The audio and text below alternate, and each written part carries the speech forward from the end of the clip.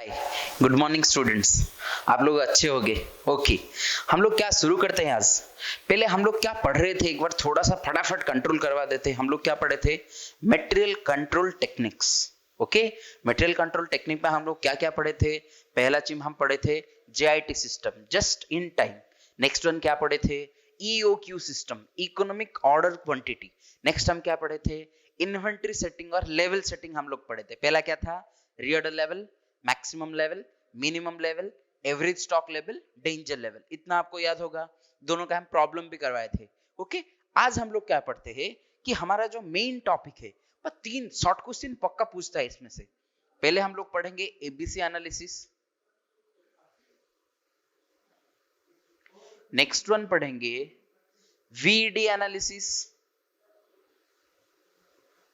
Okay, next one पढ़ेंगे inventory turnover ratio.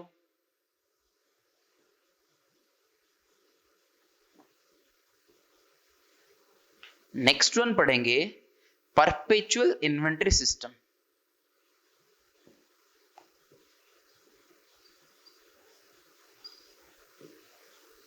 Is that okay? क्या पढ़ेंगे हम लोग, परपेचुअल इन्वेंटरी सिस्टम पढ़ेंगे। पहले हम लोग क्या डिस्कशन करते हैं, एबीसी एनालिसिस करेंगे, फिर VED analysis, inventory turnover ratio, perpetual inventory system. ये 4 चीज हम लोग अच्छे से डिस्कशन करवाएंगे। फर्स्ट में किधर जाता हूं, first topic is mine ABC analysis. Okay, first topic is ABC analysis. ABC analysis stands for always, better, control। इसका मतलब हमको हमेशा हमारा कंट्रोल टेक्निक को बेटर करवाना पड़ेगा। ओके, पहला पॉइंट ये बोल रहा है। नेक्स्ट पॉइंट बोल रहा है it always divides the all materials, और हम स्टॉक बोल सकते हैं, all raw materials into 3 category. ये क्या कर रहा है, जो हमारा पूरा रॉ मटेरियल जितना भी कंजप्शन हो रहा है, सबको 3 टाइप में डिवाइड किया। First one is A, second one is B, third one is C. पहले मैं एक नॉर्मल एग्जांपल लेता हूं, फिर हम नीचे कंप्लीट करवाएंगे। सोच लो मैं घर बना रहा हूं। मुझे घर बनाने के लिए मैक्सिमम 3 चीज चाहिए। फर्स्ट वन इज वो सीमेंट चाहिए, नेक्स्ट वन इज सेंट चाहिए, नेक्स्ट वन इज ब्रिक्स चाहिए। 3 चीज चाहिए। पहले जब मैं देखता हूं सीमेंट, मैं जब सीमेंट लाता हूं उसको क्या करता हूं, एक लॉक मतलब एक घर पे लॉक डाल के रखता हूं, उसको बाहर नहीं रखता हूं। पहला काम। नेक्स्ट वन मेरा जो ब्रिक्स है, मेरा घर के आसपास रखता हूं, जिसको मैं डेली देख सकूं। मतलब वो मेरा नजरिया में रहना चाहिए। उसको लॉकअप में ना रखूं, मतलब मेरा लॉक करके ना रखूं, वेयर हाउस में ना रखूं, पर ऐसा जगह पे रखूंगा मेरा नजर डे बाय डे आएगा पर दिन। बट जो item third one is send is having, उसको मैं इतना पास में नहीं रखता हूं। अगर मेरा पास जगह है तो रखता हूं, नहीं तो उधर थोड़ा दूर जाके रख देता हूं। This is techniques of ABC. हमको एक चीज पता नहीं होगा, एक इंटरेस्टिंग चीज सुनो। हमारा घर में हो या बाहर हो, बहुत जगह हम लोग इन्वेंटरी कंट्रोल टेक्निक अप्लाई करते हैं, पर हमको पता नहीं होता कि ये इन्वेंटरी कंट्रोल टेक्निक है। समझ में आ रहा है? जैसे पिछले क्लास में बोला था लेवल सेटिंग। भाई हमारे मम्मी को जैसे लेवल सेटिंग पता है और किसको पता नहीं। जैसे हम लोग को खाने के लिए रॉ मटेरियल के लिए ऑर्डर देती है, वही क्या है, वही तो लेवल सेटिंग है। Likes that in case of ABC analysis, the all raw materials are divided into 3 categories. First one is A category, second one is B category, third one is C category. Is that okay? Next one, from ABC analysis, it is divided into 3 categories. First one category A, second one category B, third one category C. तुम बोलोगे sir ये कौन से basis पे category में divide कर रहा है? ये 2 बेसिस पे कैटेगरी में डिवाइड कर रहा है। परसेंटेज ऑफ आइटम्स,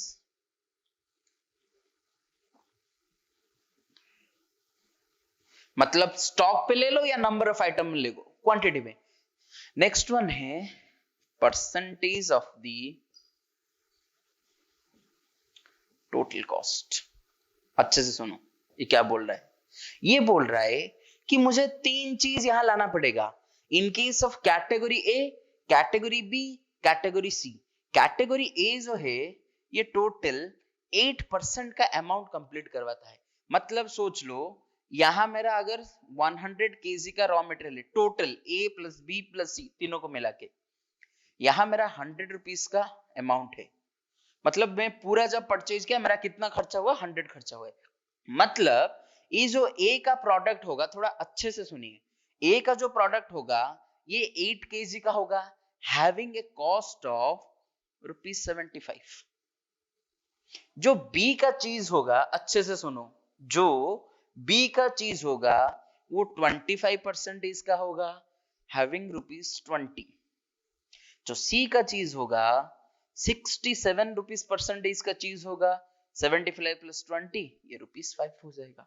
इसका मतलब क्या बोल रहा है, the product A is having total output in quantities 8%, that is 8 KG. अगर मेरा टोटल तीनों का 100 केजी है तो ए टाइप में 8 केजी रहेगा।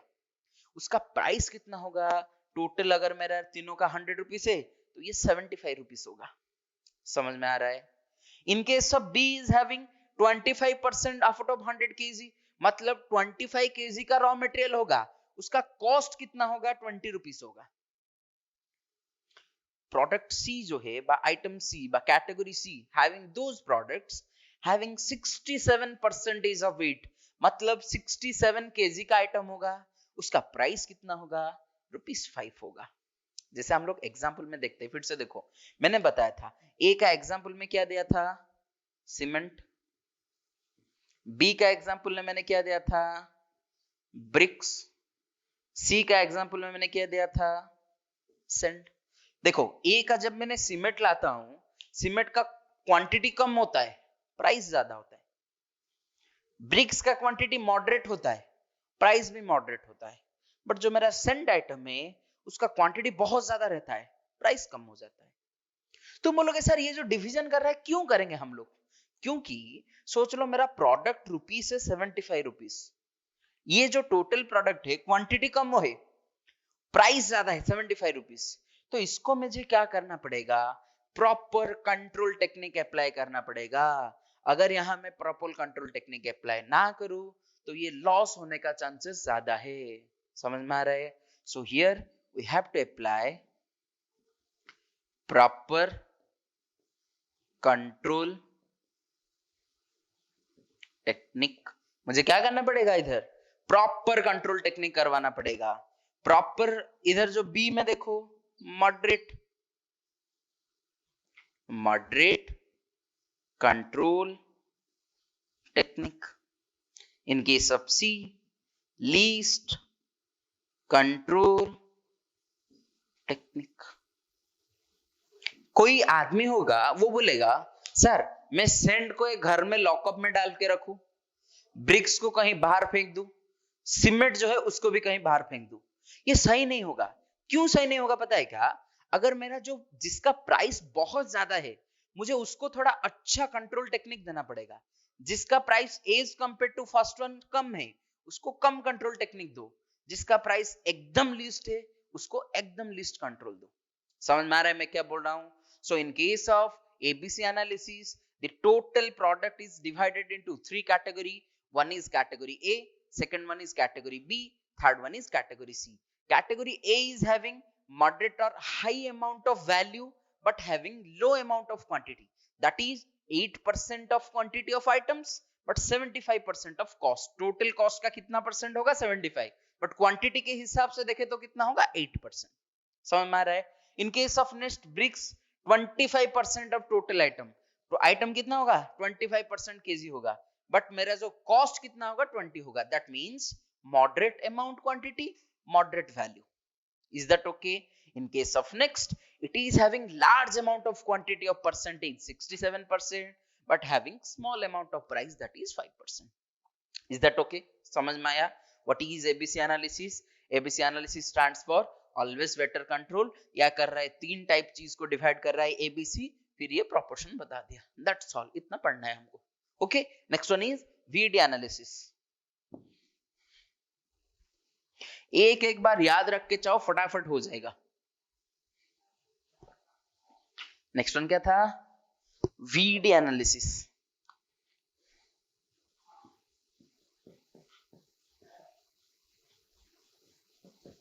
What is VD analysis? मैं पहले भी बता दिया था. It is not an inventory control technique. It is a tool control technique. Okay. First one. It is a tool control technique.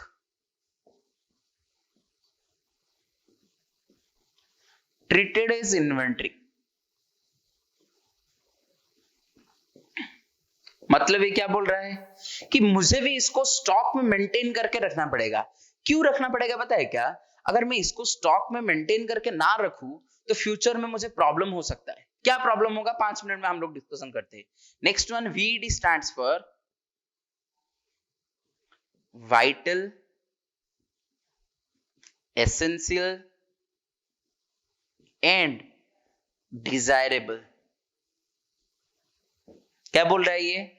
The total products is divided into, but total tools is divided into 3 types. One is vital, next one is essential, next one is desirable. Next point, vital का मतलब क्या होता है? Vital means most important thing whose absence will stop our production. जिसका absent हो गया तो मेरा stop हो जाएगा, production system पूरा बंद हो जाएगा. इसको हम लोग क्या बोलते हैं? Vital. Next one is essential. Essential का मतलब क्या होता है? जिसका production कुछ दिन तक चेन ब्रेक नहीं करेगा. अच्छे से सुनो, कुछ दिन डिले हो रहा है तो प्रोडक्शन चेन ब्रेकअप नहीं होगा. समझ में आ रहा है? ज्यादा टाइम डिले हुआ तो ब्रेकअप हो सकता है, चेन ब्रेकअप हो जाएगा प्रोडक्शन का. डिजायरेबल मतलब थोड़ा सा डिले करो या कितना भी डिले करो, हमारा प्रोडक्शन को इफेक्ट नहीं आएगा. तो देखो क्या क्या बोल रहा है. Vital is that tool whose absence make the production stop. ये क्या करेगा? प्रोडक्शन को एकदम स्टॉप करवा देगा. Is that clear? Second one example लिख लेते हैं. एक petrol.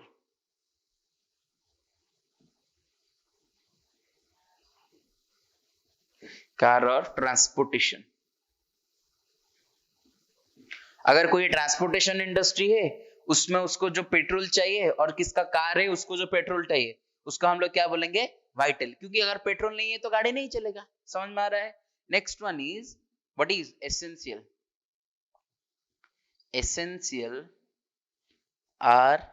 essentials are that tools whose absence can tolerate for an week and may not stop the production. मतलब मैं गारंटी नहीं दे पाऊंगा, स्टॉप का प्रोडक्शन नहीं हो पाएगा. may not stop.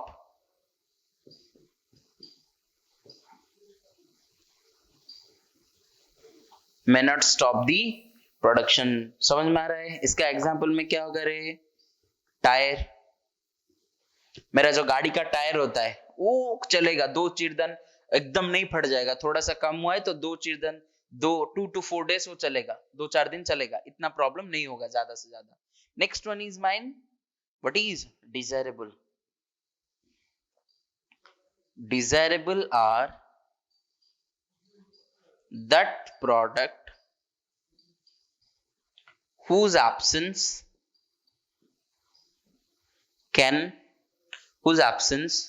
never stops the production. मतलब ये बोल रहा है कि ये जो इतना प्रोडक्शन से में मेरा एब्सेंस नहीं होगा, प्रोडक्शन चेन को ब्रेक नहीं करेगा. For example sound system. एक कार है, कार में साउंड सिस्टम नहीं है, क्या गाड़ी चलना बंद हो जाएगा? नहीं बंद होगा. तो इसको हम लोग क्या बोलेंगे? डिजायरेबल. इसको क्या बोल रहा है? We have to maintain on stock. मुझे क्या करना पड़ेगा? गाड़ी में इस चीज को स्टॉक मेंटेन करवा के रखना पड़ेगा. In case of desirable, available in local market. ये मेरा लोकल मार्केट में है या नहीं है देखना पड़ेगा। अगर लोकल मार्केट में नहीं है तो मुझे पहले से ऑर्डर देके रखना पड़ेगा। बट इसको ऑर्डर देने की जरूरत नहीं है। तुम्हारा गाड़ी पेट्रोल खत्म हो रहा है, पेट्रोल स्टॉक पे आपने खुद मेंटेन करके रखो, समझ में आ रहा है। But last one is desirable, इसको मेंटेन करो या ना करो, ये कितना दिन भी क्या कर सकता है, चल सकता है। एक बार फटाफट बोल देता हूँ, what is we have studied now, VED analysis. VED stands for vital, essential, desirable. Vital are those products or those tools whose absence makes the production stop, जिसका absence में मोर प्रोडक्शन क्या हो जाएगा, स्टॉप हो जाएगा। Example, petrol in car and transportation business. मेरा transportation business है या कार का बिजनेस है, कार ड्राइव कर रहा हूँ, उसमें मेरा पेट्रोल नहीं है, पेट्रोल नहीं है तो गाड़ी बंद हो जाएगा। Essential are those tools whose absence can tolerate for an week and may not stop the production, कुछ दिन तक इसको हम टॉलरेट कर सकते हैं। जैसे बोलो टायर, गाड़ी का टायर खत्म होते जा रहा है, कुछ दिन हम टॉलरेट कर सकते हैं, कुछ प्रॉब्लम नहीं है। इसको मुझे क्या करना पड़ेगा, स्टॉक में मेंटेन करके रखना पड़ेगा। बट इसको जो अवेलेबल इन लोकल मार्केट, इसको लोकल मार्केट पे अवेलेबल कर रखो। Next one is our desirable. Desirable as that product whose absence never stop the production, गाड़ी में साउंड सिस्टम नहीं है, चलेगा, गाड़ी थोड़ी ना बंद हो जा रहा है, समझ में आ रहा है। So in that case we have to maintain these type of products, vital, essential, desirable. Is that clear? Next.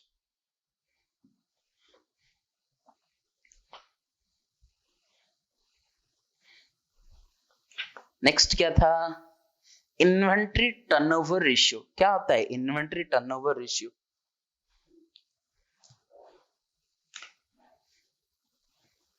आज का 3 नंबर टेक्निक का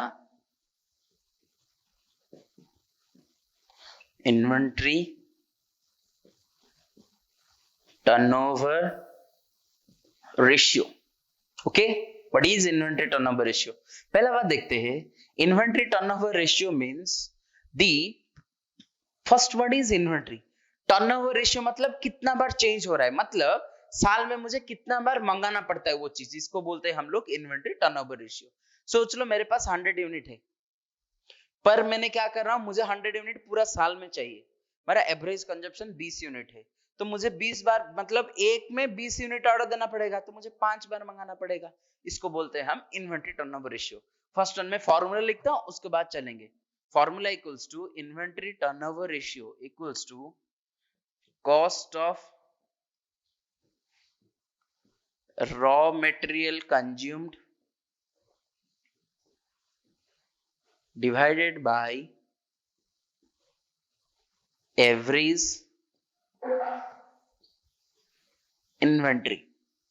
एवरेज इन्वेंट्री का फॉर्मूला क्या है,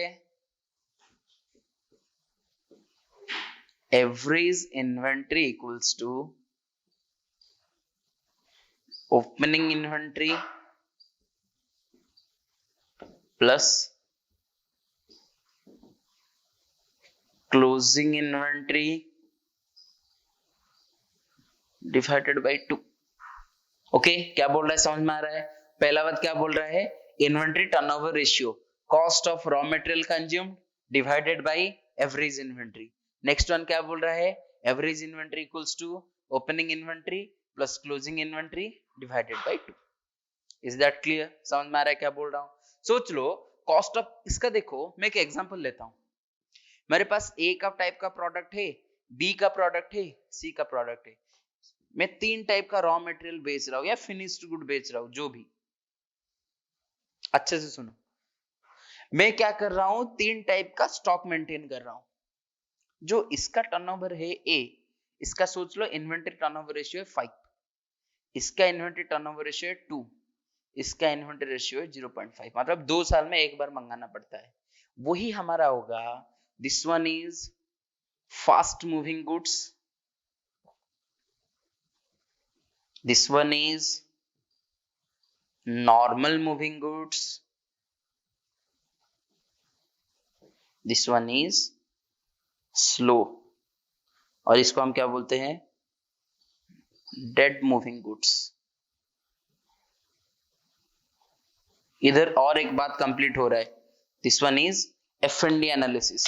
what is F&D analysis, 1 minute में देखते हैं।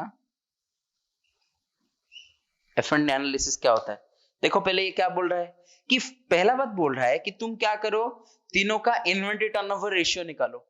ए का कितना है, बी का कितना है, सी का कितना है। ए का कितना आ गया 5, बी का आ गया 2, सी का आ गया 0.5। मतलब साल में मुझे 5 बार मंगाना पड़ता है रॉ मटेरियल। मेरा सेल्स ज्यादा हो रहा है, साल में 2 बार मंगाना पड़ता है, 2 साल में 1 बार, मतलब साल में 0.5, मतलब 2 साल में 1 बार मंगाना पड़ता है। सो इन्वेंटरी टर्नओवर रेशियो ने क्या किया, ओनली रेशियो बता दिया, बट एफ&डी एनालिसिस जो है ये क्या बोल रहा है, जिसका रॉ मटेरियल टर्नओवर रेशियो ज्यादा है उसको हम बोलेंगे फास्ट मूविंग गुड्स, जिसका इन्वेंटरी मीडियम है, नॉर्मल है, नॉर्मल मूविंग गुड्स, जिसका एकदम कम है, बहुत कम है, इसको हम बोलेंगे नेट डेड मूविंग गुड्स। और क्या बोलेंगे, ये जो तीनों का रॉ मटेरियल है, मुझसे मेरा वर्किंग कैपिटल का ज्यादा पैसा इसमें खर्चा करना पड़ेगा एफ में, उससे कम एन में करना पड़ेगा, उससे कम डेड में करना पड़ेगा, दैट्स ऑल। फिर से बोल रहा हूं, इन्वेंटरी टर्नओवर रेशियो क्या कर रहा है, रेशियो निकाल रहा है। कौन सा रेशियो निकाल रहा है, द रेशियो ऑफ इंक्रीजिंग और कंट्रोलिंग आवर इन्वेंटरीज। मुझे मेरा इन्वेंटरी कितना बार चेंज हो रहा है, कितना बार टर्नओवर हो रहा है, मुझे साल में 5 ऑर्डर देना पड़ता है। बी प्रोडक्ट का 2 बार देना पड़ता है साल में, जो सी प्रोडक्ट है 0.5, मतलब 2 साल में 1 बार देना पड़ता है। समझ में आ रहा है? तो ये क्या बोल रहा है भाई, जिसका तेरा इन्वेंटरी टर्नओवर रेशियो ज्यादा है उसको तू बोल फास्ट मूविंग। इसमें इतना जो इन्वेंटरी टर्नओवर रेशियो इतना बोल के छोड़ दिया। मेरा जो नेक्स्ट एनालिसिस है, एफ&डी एनालिसिस हम लोग पढ़े थे, वो क्या बोल रहा है, those inventory ratio is high is treated as fast moving goods, those is having normal is treated as normal moving goods, those is having 0.5 or एकदम below 1 it is known as dead moving goods। समझ में आ रहा है? Accordingly that in case of F product you have to invest more amount of your working capital। तुम क्या करो, ज्यादा working capital F में डालो। In case of N we have to invest normal investment। In case of dead moving it is not required to maintain or required to maintain very low amount in normal moving goods। Is that clear? तो हम लोग क्या क्या पढ़े, फटाफट देखो, ABC analysis, VED analysis, inventory turnover ratio, next one is F&D analysis. अब एक चीज बाकी रह गया, perpetual inventory system. Is that okay? I think ये तीनों हम लोग 4 कंप्लीट किए, समझ में आया होगा। परपेचुअल इन्वेंटरी सिस्टम में चलते हैं।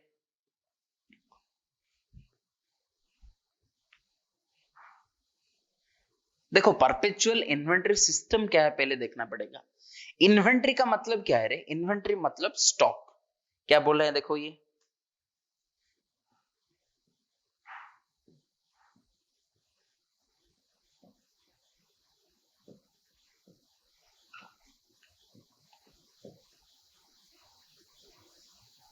परपेचुअल इन्वेंटरी सिस्टम क्या है। Perpetual inventory system, first one is inventory. Perpetual means proper confidence, और हम लोग बोल सकते हैं विच वन इज गुड। हमारा एक परपेचुअल का मीनिंग हम क्या बोल सकते हैं इधर, गुड। गुड इन्वेंटरी सिस्टम का मतलब क्या है, टेक्निक। हमको क्या करना पड़ेगा, एक इन्वेंटरी टेक्निक का गुड सिस्टम फॉलो करना पड़ेगा। जनरली बहुत डीप इसमें मैं नहीं जाता हूं, नॉर्मल सा है चीज, उसको समझा देता हूं। पहले हम लोग का क्या था, in case of normal goods और in case of goods there was in bin card, here it is in stores ledger. पहले हम लोग का क्या प्रिपेयर करना पड़ता था, बिन कार्ड प्रिपेयर करना पड़ता था, बट आजकल हमको क्या प्रिपेयर करवाना पड़ रहा है, स्टोर्स लेजर प्रिपेयर करवाना पड़ रहा है।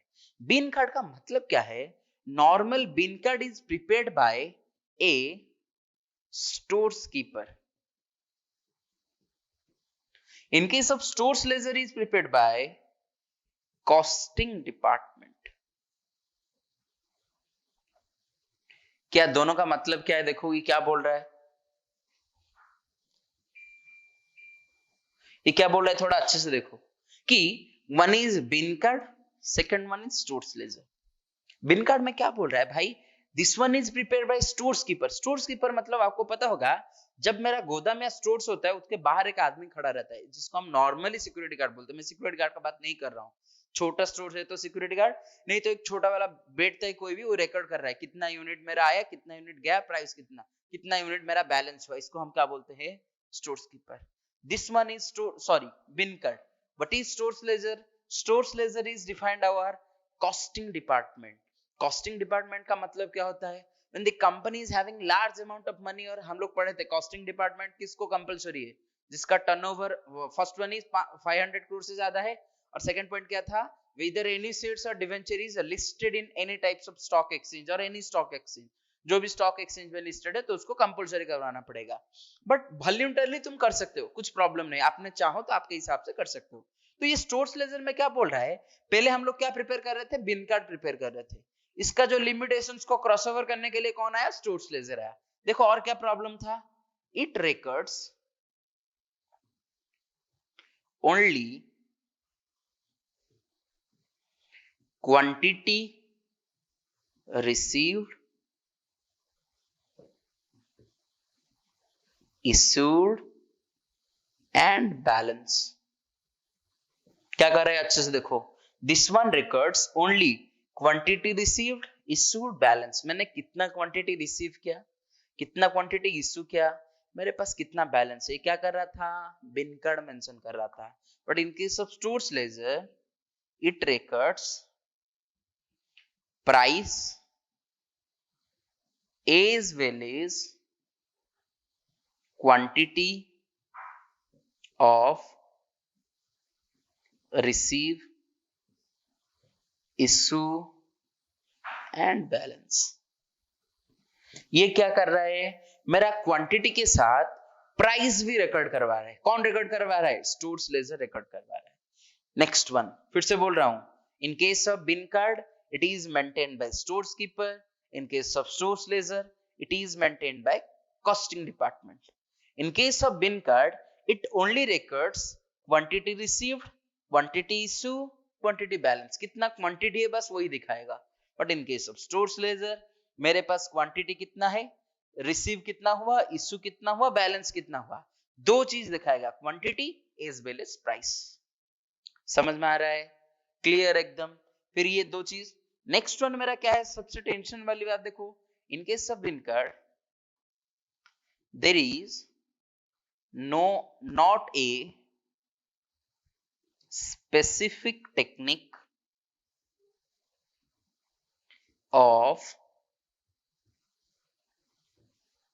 Issuing the product. मतलब मैंने कितने में परचेज किया, कितने में सेल कर रहा हूं, क्या कर रहा हूं, मुझे कुछ पता नहीं चलता था. पर in case of stores ledger there are generally 4 techniques और methods for pricing our issue of raw material. मेरा रॉ मटेरियल को इश्यू करने के टाइम पे प्राइस कौन होगा, उसका 4 टेक्निक बताया. First technique is FIFO. FIFO का मतलब क्या है रे, first in first out. Second technique क्या है, LIFO, last in first out. Point number 3 क्या है रे, simple average. Fourth number point क्या है रे, वेटेड एवरेज.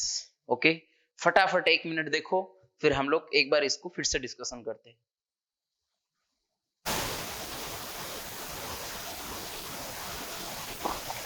देखो हम लोग क्या पढ़े थे, one is perpetual inventory system. Perpetual inventory system क्या बोल रहा है, देयर आर 2 थिंग्स. पहले हम लोग क्या प्रिपेयर कर रहे थे, बिन कार्ड प्रिपेयर कर रहे थे. अब हम क्या प्रिपेयर कर रहे हैं, स्टोर्स लेजर प्रिपेयर कर रहे हैं. बिन कार्ड का नाम क्या था, stores keeper. It records only quantity received, issue and balance. ये 3 चीज कर रहा है. क्या क्या, quantity received, issue, balance. Only quantity. देखो इधर क्या है, ओनली क्वांटिटी. यहाँ क्या है, क्वांटिटी, प्राइस, दोनों है. ओके, क्या बोल रहा है, first one it records only quantity received, issue, balance. ये क्या बोल रहा है, it records price, as well as quantity, दो चीज बोल रहा है, of receipts, issue and balance. Okay, next one क्या बोल रहा है, there is not an specific technique of issuing the product price. Price कितना होगा इशू का वो स्पेसिफिक बिन कार्ड नहीं बता पा रहा है, but in case of stores ledger it says that there are generally 4 methods, बहुत ज्यादा यूज होता है ये 4 method. First one is FIFO, second one is LIFO, next one is simple average, last one is weighted average. Is that okay? थोड़ा सा इसके बाद में हम डिस्कशन करते हैं ये चारों मेथड क्या क्या है। फर्स्ट वन क्या है रे, FIFO, first in first out, जो पहले आया है उसको पहले दे दो। नेक्स्ट वन क्या है रे, LIFO, last in first out, जो लास्ट में आया उसको पहले दो। देखो क्या मीनिंग है, फर्स्ट वन क्या बोल रहा है रे, FIFO, first in first out. Next क्या बोल रहा है रे, LIFO, last in first out. Next क्या है रे, सिंपल एवरेज। नेक्स्ट क्या है रे,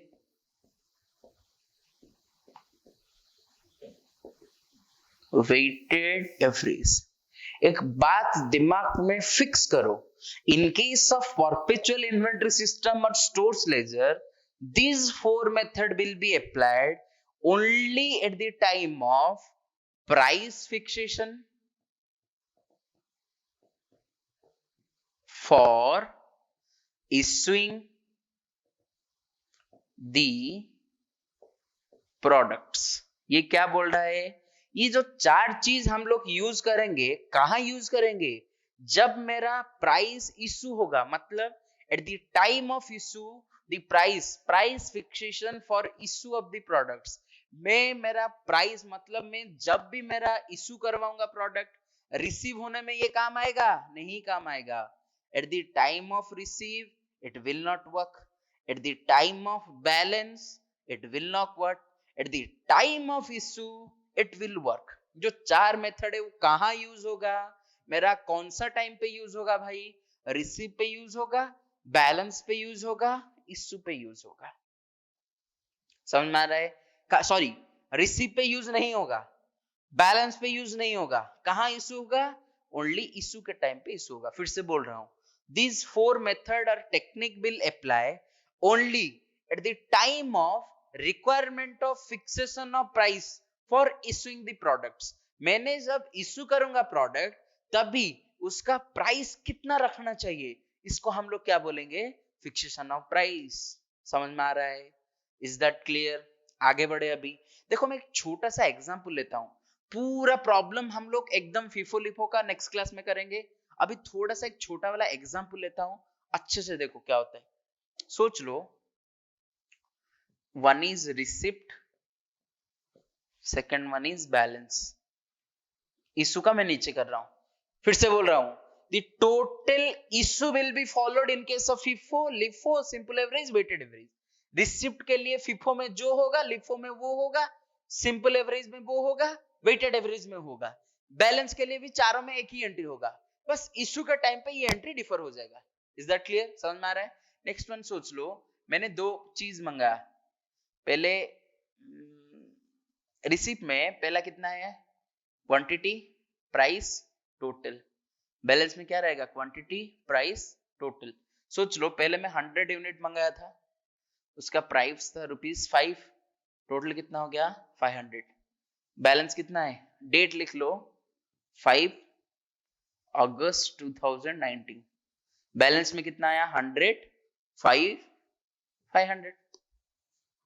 क्वांटिटी 100 क्वांटिटी मंगाया था, एक का रुपीस कितना है, ₹5, ये भी रुपीस कितना का है, 500 का है। नेक्स्ट मैंने 20 अगस्त में 2019 में फिर से मंगाया, 150 यूनिट मंगाया, उसका प्राइस सोच लो 10 ना सोच के काम करो, 6 7 ले लो, 15 7 जा 1050। अभी मैंने जब बैलेंस कॉलम लिखू, एक छोटा सा एग्जांपल देता हूं, समझा करो। सोच लो, मैंने क्या कर रहा हूं, मेरा बिजनेस है, किस चीज का बिजनेस है मेरा, एक काम करो, मैंगो का बिजनेस है, मैंगो का फैक्ट्री है। मैं मैंगो लाता हूँ, स्टॉक मेंटेन करता हूँ, फिर होलसेल मार्केट में, रिटेल मार्केट में बेचता हूँ। मैंने आज कुछ मैंगो खरीद के लाया, पहले उस मैंगो को एक साइड में रखता हूँ, उसको सेल करवा दिया, और जितना बच्चा बच गया, जितना नेक्स्ट मेरा जब मैंगो आएगा, मैं इसके साथ के मिला के रखूं या उसको अलग रखूं? डेफिनेटली वो मैंगो को मैं क्या करूंगा, अलग रखूंगा। इसीलिए the product must be on the balance column, must be define on separately. मतलब ये बोल रहा है, तुम्हारा जो 100 यूनिट पहले परचेज किया था उसका 500 रुपीज है, फिर तूने जो परचेज किया 150 यूनिट पर 7,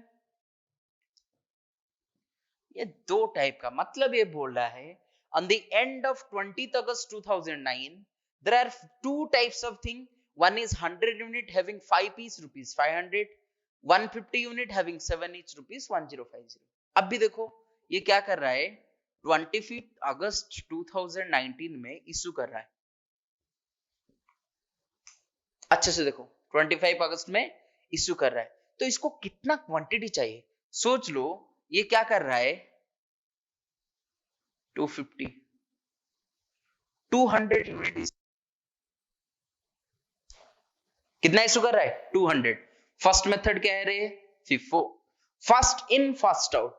तो मेरा फर्स्ट कौन आया था रे, ये दोनों में से 100 यूनिट आया था, तो मुझे कितना चाहिए, 200 यूनिट चाहिए। तो मैं इसमें से क्या दूं, देखो मेरा दो टाइप का प्रोडक्ट है, ये है 100 का, ये है 150 का बैग। अच्छे से देखो, this one is my bag of 100, this one is my bag of 150। जब मुझे 2000 यूनिट इश्यू करवाना पड़ेगा, पहले ये आया था, पहले इसको हटाओ, फिर इसमें से 100 यूनिट निकाल के दूंगा, पहले इसको हटाओ। मतलब पूरा 100 इंटू 5 500 मैंने पूरा इश्यू करवा दिया, 100 5 500। नेक्स्ट मुझे और कितना यूनिट देना पड़ेगा, 200 यूनिट चाहिए, पहला बैग में 100 था, पूरा दे दिया, फिर इसमें से मुझे 100 निकाल के देना पड़ेगा, फिर और 100 यूनिट दिया। सेकंड बैग का रेट कितना था, 7 था, 7 में दे दिया, 700 चला गया।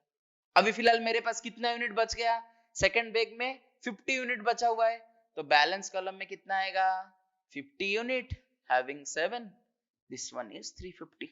आई थिंक समझ में आएगा, फिर से बोल रहा हूं, मुझे 200 यूनिट देना चाहिए था, फर्स्ट बैग में मेरा 100 यूनिट है, सेकंड फर्स्ट यूनिट में जो 100 बैग है उसका प्राइस 5 है, सेकंड यूनिट में मेरा जो 150 यूनिट है उसका प्राइस 7 पर यूनिट है। फिफो मेथड बोल रहा है फर्स्ट इन फर्स्ट आउट, जो पहले आया था, मेरा ये बैग पहले आया था, मुझे कितना यूनिट चाहिए, वो दुकानदार मुझे 200 यूनिट मांग रहा है, मैंने बोला भाई इसको, ये तो पहले आया था, इसको तू पहले ले ले 100 यूनिट, इधर मेरा 150 यूनिट पड़ा है, यहाँ से 100 यूनिट ले ले और 50 यूनिट मेरे पास पड़ेगा, मतलब यहाँ से 100 दे दिया, यहाँ से 100 दे दिया, 100 इंटू 5 500, 100 इंटू 7 700, यहाँ कितना यूनिट बच गया, 50 इंटू 7 350। इज दैट क्लियर, समझ में आ रहा है मैं क्या बोल रहा हूँ। Next one, in case of LIFO, LIFO में ये कैसा होगा ट्रांजेक्शन, मैं फिर से बोल रहा हूं और एक बार रिपीट कर रहा हूं, in case of FIFO the only problem thing is, मेरा जो इश्यू का प्राइस होगा वही मेरा डिफर होगा, ना रिसीव का चेंज होगा ना बैलेंस का चेंज होगा। In case of FIFO, in case of LIFO, in case of simple average, in case of weighted average, ये चारों में जो भी डिस्कशन करवाओ, मेरा रिसीप्ट में जो ट्रांजेक्शन होगा बैलेंस में वो ट्रांजेक्शन होगा, बस मुझे क्या चेंज करना पड़ेगा, इश्यू का ट्रांजेक्शन चेंज करवाना पड़ेगा। देखो इश्यू का ट्रांजेक्शन कैसे होता है, अगर फिफो ना होके लिफो होता, लिफो क्या बोल रहा है, लास्ट इन फर्स्ट आउट, ये मेरा पहले आया था, ये लास्ट में आया था, तो ये बोल रहा है लास्ट जो है उसको पहले दे दो, तो जो 150 यूनिट था मुझे कितना देना, ये पूरा ही 150 मैंने दे दिया, फिर ये जो 100 यूनिट है इसमें से 50 निकाल के दूंगा। अच्छे सुनो, ये क्या बोल रहा है, लास्ट इन फर्स्ट आउट, पहले जो है उसको रखो, जो लास्ट में है उसको बेच दो, लास्ट इन फर्स्ट आउट मतलब इसको पहले कितना बैग में है 150 150 मैंने दे दिया, इधर से और कितना चाहिए 200 उसको चाहिए 150 दे दिया, और इधर से 50 लाके दे दो, तो ये क्या बोल रहा है, सेकंड बैग का 150 पूरा दे दो, तो मैंने क्या किया 150 इंटू 7 1050 दे दिया। फर्स्ट बैग से 50 यूनिट निकाल के दो, 50 यूनिट हैविंग प्राइस कितना है रे, 5 है, 5 250 दे दिया, मेरा बैलेंस कितना बच गया, इधर 50 यूनिट बच गया हैविंग 5। देखे फिफो में कैसा ट्रांजैक्शन हो रहा है, लिफो में कैसा ट्रांजैक्शन हो रहा है, is that clear. Next one is simple average. Simple average simple सा चीज बोल रहा है, simple average of two prices. मुझे कितना यूनिट मांग रहा है? 200 यूनिट मांग रहा है। प्राइस क्या होगा रे? 7 + 5/2। 7 + 5 क्या हो गया? 12। 12/2 कितना हो गया? 6। प्राइस हो गया 6। 200 into 6 1200। मेरे पास कितना बच गया? सोचो, मेरे पास कितना था? 100 यूनिट। 100 + 150 250 का था। 200 निकल गया 50 का था। अभी मेरा जो प्राइस है, कैलकुलेटर की दे रहे। अब इधर देखो, मैं सिंपल एवरेज में क्या कर रहा हूं। ये क्या बोल रहा है, थोड़ा अच्छे से देखो। मेरे पास 250 टोटल यूनिट था। ये बोल रहा है पहले जो आया उसको दो, लास्ट में जो है उसको दो, कुछ नहीं बोल रहा है, सभी मुझे एक साथ देना चाहिए। तो 200 डायरेक्ट दे दिया। प्राइस कितना होगा? Simple average of two things 7 and 5। 7 + 5/2 6 आ गया। समझ में आ रहा है? नेक्स्ट वन 1200 में खर्चा हो गया। अभी देखो 100 + 150 200 बैलेंस था। 200 से 200 चल, सॉरी 250 यूनिट का बैलेंस था। 250 से 200 चला गया, 50 यूनिट बच गया। अभी मेरा जो कॉस्ट है कितना है? 500 + 1050। 500 + 1050 टोटल कितना हो गया रे? 1550। उसमें से इतने 1200 को यूनिट खर्चा करवा लिया, माइनस 1200। तो मेरा बैलेंस में कितना आ जाएगा? 350 आ जाएगा। रेट क्या होगा छोड़ दो, इसका रेट मुझे नहीं चाहिए। बैलेंस कॉलम में जनरली सिंपल एवरेज और वेटेड एवरेज का हम लोग रेट नहीं लिखते हैं। क्यों लिखते हैं? थोड़ा बग, मतलब एक जब ट्रांजैक्शन का प्रॉब्लम करेंगे, 10-12 ट्रांजैक्शन होगा एक क्वेश्चन में, तब मैं बताऊंगा। ओके, समझ में आ रहा है? Last method is weighted average. Weighted average मतलब क्या है रे? Weight into mean plus weight into mean divided by weight plus weight. हम लोग मीन पे पढ़े थे, वही ट्रांजैक्शन में कर रहा हूं। क्या कौन सा यूनिट है? 100 into 5 plus 150 into 7 divided by 100 + 150 250। देखो कितना आ रहा है? 100 into 5 equals to 150 into 7 equals to total कितना आ रहा है? 1550 डिवाइडेड बाई 250 कितना आ रहा है? 6.2। तो मुझे क्या करना पड़ेगा? 6.2 में इशू करवाना पड़ेगा। कितना यूनिट? 200 यूनिट इंटू 200 कितना आ रहा है? 1240। कितना बच जाएगा? वही 50। प्राइस कितना होगा? 1550 माइनस 1240 310। देखो चारों का डिफरेंस फटाफट बताता हूं। In case of FIFO method ये क्या बोल रहा है? मेरे पास जो पहले आया था मैं उसको पहले दे दूंगा। मतलब फीफो में मेरा पहले कौन आया था? पहले 100 यूनिट आया था, 100 को पूरा दे दो। फिर सेकंड बैग से और कितना देना पड़ेगा?